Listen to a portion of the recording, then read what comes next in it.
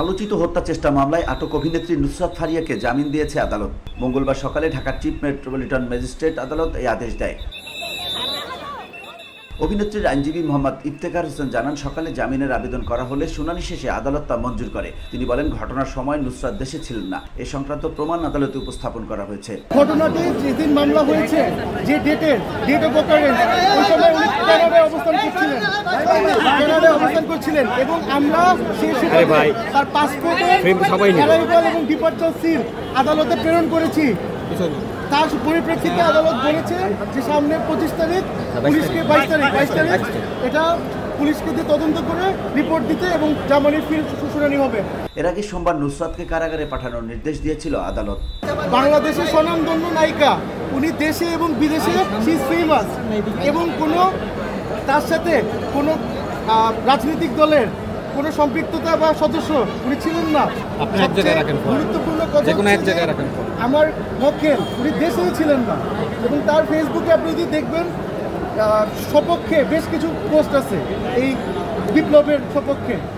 এই সব কিছু মিলে আমরা আশাপ্রার্থী সামনে হিয়ারিংয়ে কোর্ট আমাদের দিকে সহায় হবে। বসুন্ধরা, উত্তরা, বনশ্রী, কুড়িল ও বাড্ডা সহ রাজধানীর বিভিন্ন স্থানে অভিজাত ও অত্যাধুনিক মানের ফ্ল্যাট কেনার এক নির্ভরযোগ্য প্রতিষ্ঠান প্লেজেন্ট প্রপার্টিজ লিমিটেড। তাই আপনার স্বপ্নের আবাসনের জন্য আজই যোগাযোগ করুন। Pleasant properties limited, where destiny matches eventually. ওনাকে আসলে আজকে কোনো কথা বলতে দেওয়া হয়নি, বাট সরকার পক্ষ বলেছে উনি পালিয়ে যেতে চেয়েছেন।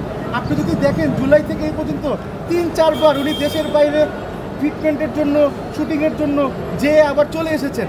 তার কিন্তু পালানোর কোনো ইন্টেনশন বা মোডাস অপারেন্ডি নেই। সেটা আমরা সরকার পক্ষকে বোঝানোর চেষ্টা করেছি, সহযোগিতা করেছি। আদালত কি বলেছে? আদালত ওই রিপোর্টের পরে 22 তারিখে আবার আদালত বসবে। মামলার পেছনের প্রেক্ষাপট অনুযায়ী গত 19 জুলাই রাজধানীর ভাটারা এলাকায় এক গণ আন্দোলনের সময় গুলিবিদ্ধ হন এনামুল হক। প্রায় 9 মাস পর 3 মে তিনি ঢাকার সিএমএম আদালতে 283 জনের বিরুদ্ধে মামলা দায়ের করেন, যার মধ্যে 17 জন শিল্পী, অভিনেতা, অভিনেত্রীকে আসামি করা হয়। এজাহারে নুসরাত ফারিয়ার নামও অন্তর্ভুক্ত করা হয়। VOD Bangla news desk.